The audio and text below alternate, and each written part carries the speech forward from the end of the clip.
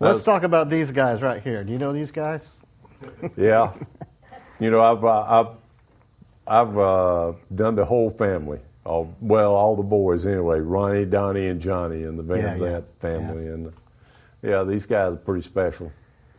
Yeah, so I know you've got a lot of stories about this guy. Let's just tap into a couple of them. How about they were in Studio One, right? Is that where you recorded with them? Studio One's where they started, and that was the last record they made before their plane crashed. '77 was also in Studio One. You did 7 records with them? No. 11?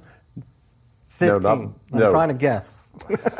Come on, help me out. So on the first album they did Studio One, I was not the main engineer. A guy that worked with me there, his name is Bob Langford. He was the primary engineer on the thing. I did engineer some stuff on the first album. There was some guitar stuff I did on Free Bird. There was a track we did where Robert Nix, the drummer with the Atlanta Rhythm Section, actually played the drums on it. I cut the basic track on that. That's Tuesday's Gone, I think. And so I did some work on that. My claim to fame as far as the second record Skynyrd did, after they completed the first album, they wrote this song called Sweet Home Alabama. And they were starting to play that song live. And so everybody that heard that song live just thought it was a great song. So before the first album was ever released, they decided they'd go in the studio and record that song by itself. And so I was the engineer on that session, on the Sweet Home Alabama session, and they came in and recorded. That's the only song that I worked on the second album, was Sweet Home Alabama. Wow, okay. Which worked out pretty good for me and them. Yeah.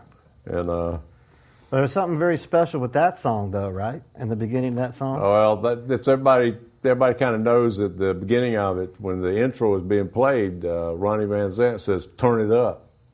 And everybody assumes it's kind of like Al Cooper. There again, so the producer decided to leave that little, I don't know, it wasn't an ad lib, it was actually Ronnie talking to me, telling me to turn the headphones up.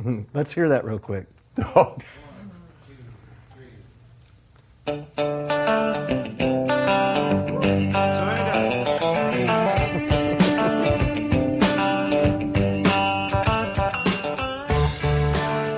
So he needed more than his headphones.